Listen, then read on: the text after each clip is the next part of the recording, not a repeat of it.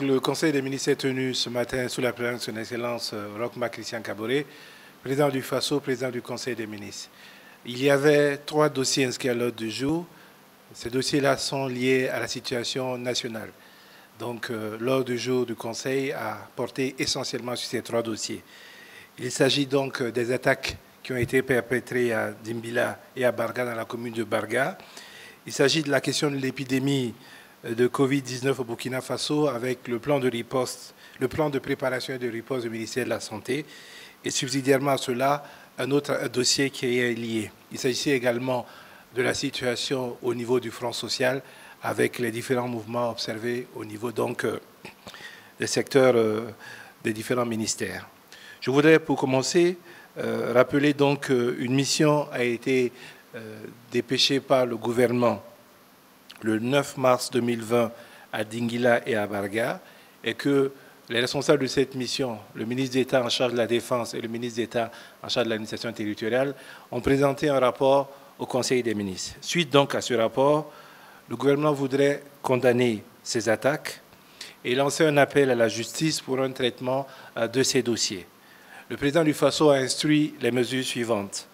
Une prise en charge diligente des actions sanitaires, alimentaires, d'accès à l'eau et aux abris afin de permettre aux populations qui l'ont exprimé un très fort besoin de retour, que ces populations puissent rentrer dans leur localité. Deuxièmement, un processus de sécurisation des villages et des localités concernés afin de faciliter le retour des populations dans cette région. Au titre donc du ministère de la Santé, comme je disais, nous avons adopté donc un rapport. Je voudrais laisser donc, si Madame le ministre permet, je vais présenter le rapport et sur le deuxième élément, elle va intervenir. Le rapport est relatif donc au plan de riposte et le plan de préparation de riposte à une épidémie de Covid-19 au Burkina Faso. Le plan, je le rappelle, a été élaboré en concertation avec les ministères concernés, les partenaires techniques et les ONG intervenant dans le domaine de la santé publique.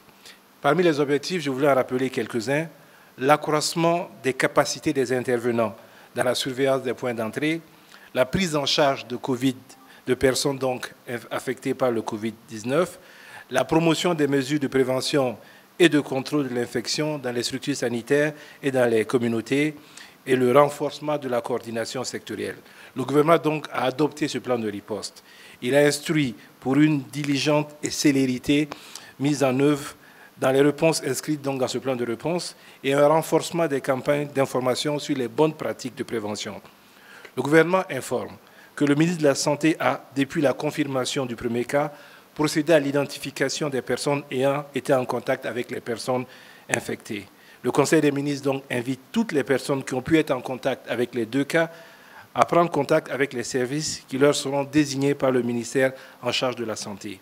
Le gouvernement voudrait inviter les populations au strict respect des mesures de prévention et la pratique des bons réflexes afin de relever collectivement ce défi de santé publique.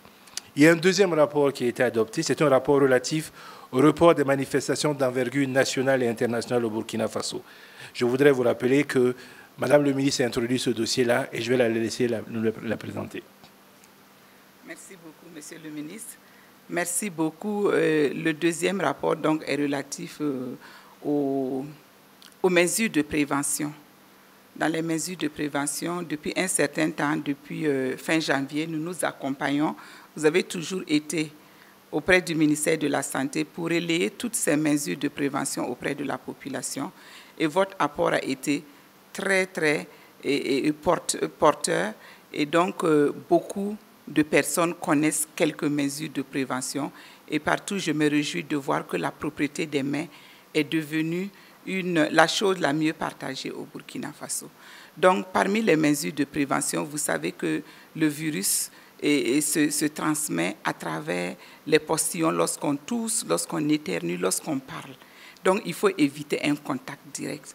Les manifestations étant des moments de contact direct avec les personnes, le Conseil des ministres, sur présentation d'un rapport et faisant mention de toutes les annulations, les reports de réunions qui nécessitent des brassages de population, alors que dans le sectoriel santé même, il y avait 4 réunions qui étaient prévues pour le mois de mars et le mois d'avril.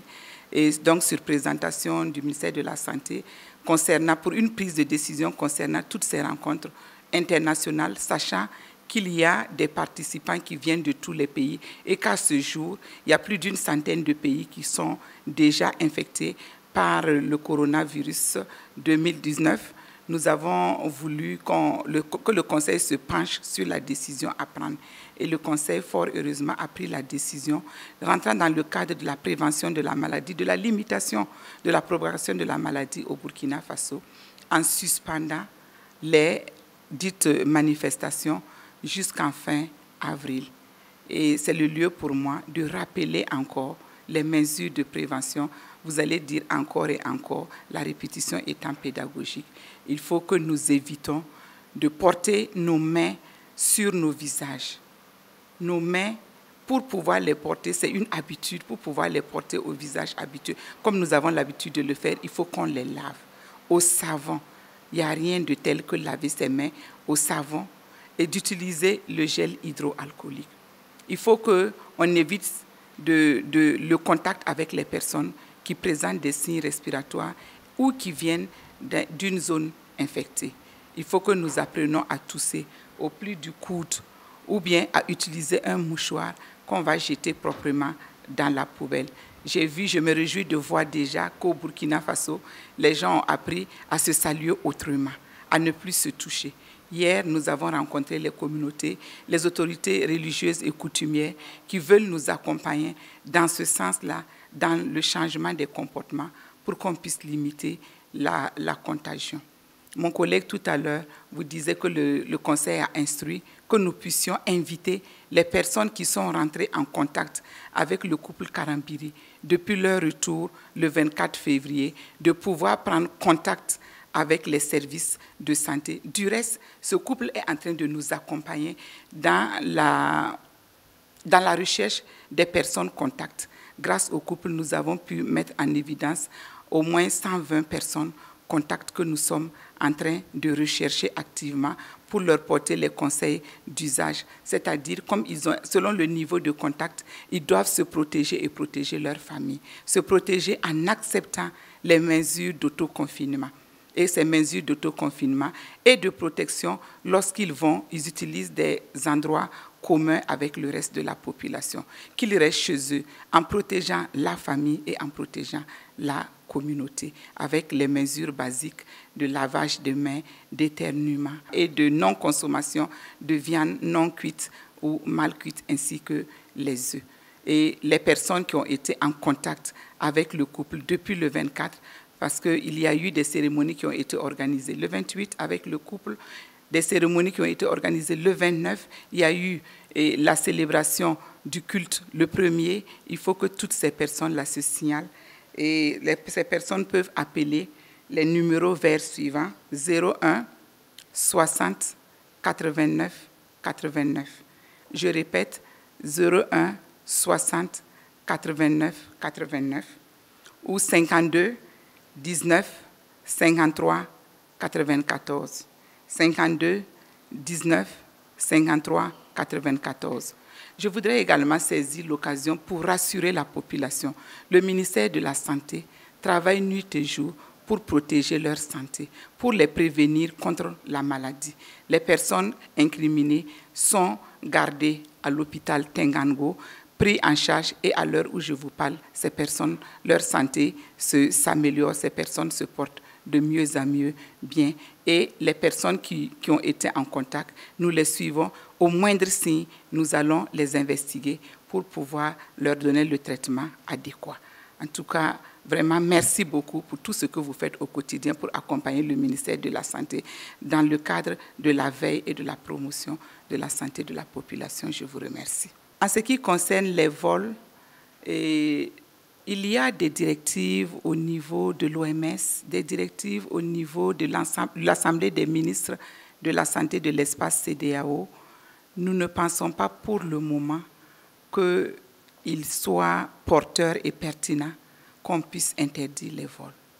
Par contre, vous avez constaté à l'aéroport, il paraît que le dispositif de prise de température à infrarouge n'est pas très visible, mais c'est comme un appareil photo, c'est comme vos caméras qui sont montées. Et lorsqu'on passe, si quelqu'un a la fièvre, il y a un signal sonore et un signal au niveau de l'écran que le personnel de santé est en train de suivre. C'est vrai, la période d'incubation, c'est-à-dire la période pendant laquelle on est rentré en contact avec le germe et jusqu'au développement de la maladie, cette période dure environ 14 jours. Et pendant cette période d'incubation, il n'y a pas de manifestation, il n'y a pas de fièvre, il n'y a pas de toux sèche, il n'y a pas de gêne respiratoire. Donc, qu'est-ce que nous faisons? Nous donnons des conseils. Nous faisons déjà remplir à l'aéroport une fiche qui montre la provenance. Ces fiches sont analysées. Si la personne provient d'un site à problème, nous recherchons la personne par son numéro de téléphone et on lui donne les consignes d'autoconfinement. Rester à la maison, vivre à l'écart des autres personnes de la maison.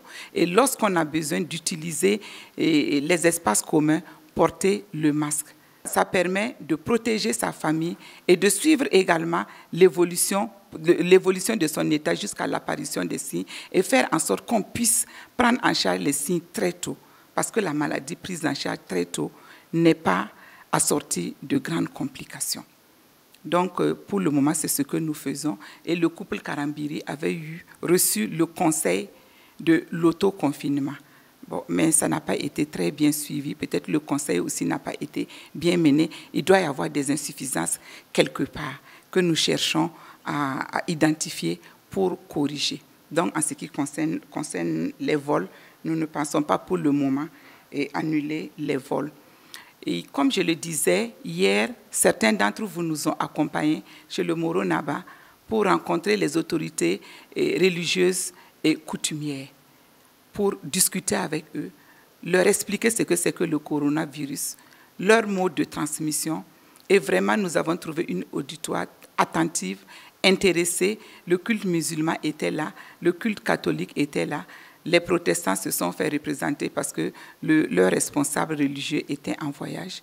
Et nous avons beaucoup discuté, ils nous ont écoutés et en même temps, ils nous ont promis de nous accompagner dans le cadre de la modification des comportements pour ne pas aggraver la propagation de la maladie. Donc, au niveau des cultes, les responsables vont prendre les responsabilités et j'en suis convaincue puisqu'ils ont été très intéressés par la rencontre qu'eux-mêmes, ils ont voulu du reste. J'en arrive au masque. Il est inutile que tout le monde puisse porter les masques. C'est quand on est en contact avec le malade qu'il faut porter le masque. Et le malade lui-même porte le masque. Quand je dis contact, c'est le contact direct au niveau des hôpitaux. Donc, quand le personnel rentre pour donner des soins aux malades, il doit porter des masques d'un type très, très étanche. Mais celui qui est en contact, qui est en surveillance, qui est en autoconfinement, également doit porter, parce qu'il est en période d'incubation. Souvenez-vous, je vous ai dit que l'incubation, c'est la période où on est rentré en contact avec le gène jusqu'au moment où on développe la maladie. Donc, cette personne doit se protéger. Mais vous et moi, on n'a pas besoin de porter le masque. C'est parce qu'on ne s'écoute pas bien ou bien il y a une insuffisance de communication qui fait que tout le monde accourt vers les masques, si bien qu'on vend du tout pour dire que c'est des masques. Non, c'est celui qui a été en contact, qui est un suspect, qui porte les masques.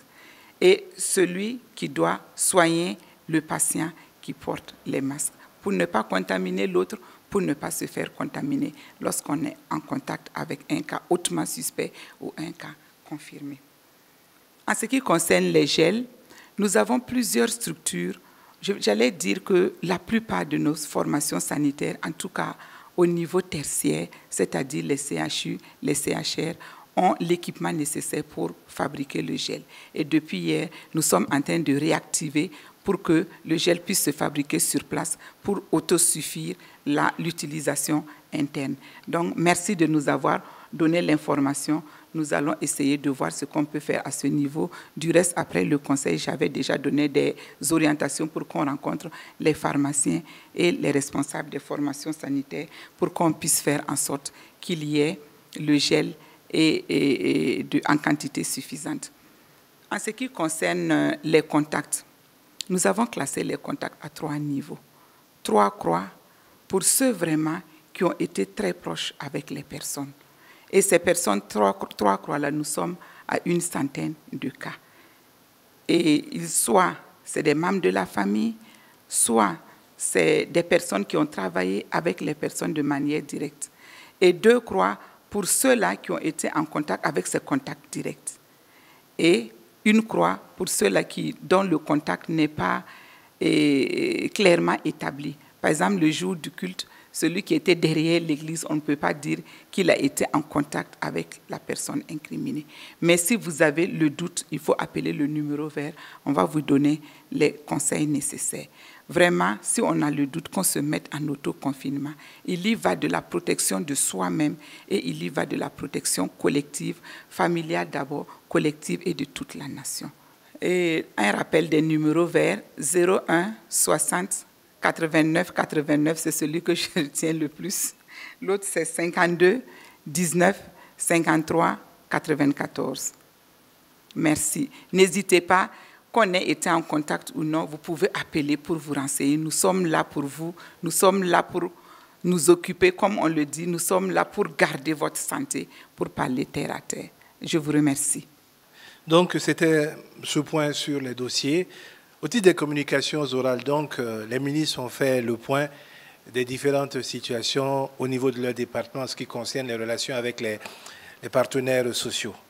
Le gouvernement, donc, le président du FASO et le Premier ministre ont instruit les ministres dans toutes les sectorielles de continuer à entretenir des rapports de collaboration et de discussion avec les partenaires sociaux.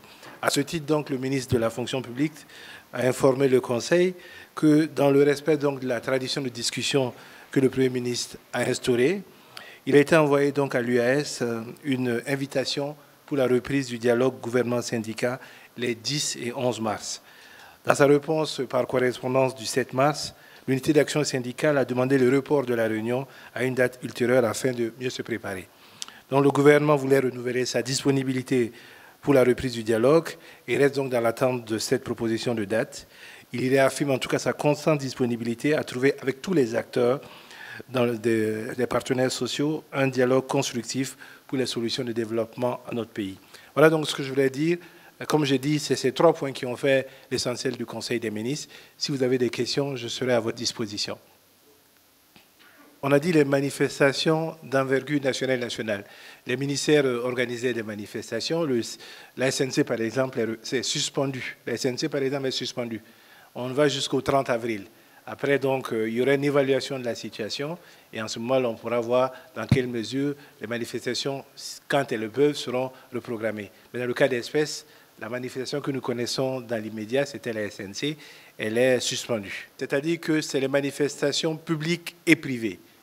Voilà, vous savez que la loi sur les manifestations dit que lorsque la sécurité publique est en jeu, le responsable de l'administration de notre territoire peut demander donc la suspension des dites manifestations. Donc c'est les manifestations publiques et privées. Ça concerne les activités gouvernementales ou des administrations, mais ça concerne également les activités privées. Quand vous avez un concert, c'est clair que ça crée un problème. Vous savez que dans le même temps, quand vous avez écouté Madame le ministre, ça veut dire qu'en ce qui concerne les cultes, nous n'avons pas pris d'interdiction. Mais nous avons demandé aux acteurs, parce que nous avons malheureusement connu Ebola il y a quelques années de cela, donc il y a des pratiques, par exemple les toilettes sèches pour les gens de la confession musulmane, etc. Et le fait de ne pas se donner le corps du Christ, se serrer la main pour les catholiques, il y a des pratiques. Après, je pense qu'il y a une responsabilité individuelle de chacun, comme a dit Madame le ministre, c'est de pouvoir regarder sa situation de santé, faire son autoconfinement lorsqu'on vient d'une zone à risque, et on les connaît aujourd'hui. Il y a 101 pays qui sont touchés. Donc ça veut dire que ceux qui voyagent, quand ils rentrent, là où ils sont passés, même si ce n'est pas directement là-bas, mais il y a eu peut-être escale dans un pays, donc il y a des possibilités là-bas, il faut qu'ils s'appliquent ces disciplines-là. Je pense que c'est un défi que nous devons relever, c'est une question de santé publique, donc tous les acteurs individuels doivent y participer. Voilà ce que je voudrais dire sur cette question. En ce qui concerne les médias de service public, hier nous avons eu une rencontre qui était prévue, sur laquelle donc les syndicats ont demandé, parce qu'on devait paraphrer un peu notre PV de discussion pour faire le point de nos accords et de désaccords. Les syndicats ont demandé que soit inscrite donc la question des décisions d'affectation qui ont été prises par le ministre en charge de la communication. C'est un préalable qui ne nous a pas permis de de continuer les discussions, mais le ministre de l'économie et des Finances, qui représentait qui dirigeait donc la partie gouvernementale, a pris l'engagement donc de porter cette demande, ce préalable du syndicat-là auprès du Premier ministre, qui lui va juger la question. Je voudrais peut-être dire qu'il faut que vous relisiez très bien le communiqué du gouvernement. Le gouvernement a bien dit que le procureur a été saisi dès le premier jour. Donc c'est une action qui est mise en œuvre par la justice. Je pense qu'il y a eu des constatations qui ont été faites, il y a des auditions qui sont en cours, et c'est la justice qui fait son travail. Je pense que là-dessus, je ne peux pas me prononcer plus que ça. Le gouvernement appelle en tout cas la justice à faire son travail en toute indépendance et en toute impartialité. Vous dites que nous avons dit des personnes non identifiées, parce que nous sommes dans la logique de dire c'est la justice qui va dire c'est qui. Okay, donc je suis d'accord que vous, en tant que média, vous ne faites pas attention à la question du vivre ensemble et de la cohésion que ça peut entraîner si vous indexez des personnes. Mais de ce que nous avons reçu comme témoignage de la part des ministres d'État, les populations de la zone se disent surprises parce qu'elles vivent ensemble et les collègues de la zone du village ne se disent pas concernés par cette situation. Donc c'est l'occasion pour moi d'attirer votre attention. Je pense que vous êtes de Omega en particulier, sur le fait qu'il faut faire très attention à la volatilité dans laquelle nous sommes. Je ne veux pas être un censeur, mais chacun de nous peut être responsable d'une dégradation dangereuse de la situation. Je ne sais pas en quoi indexer quelqu'un dès le départ, à moins que vous ayez des preuves concrètes, des images, des éléments que vous avez pu le prouver, parce que les témoignages que vous annoncez, ce sont des témoignages que d'autres personnes vous donnent un témoignage contraire.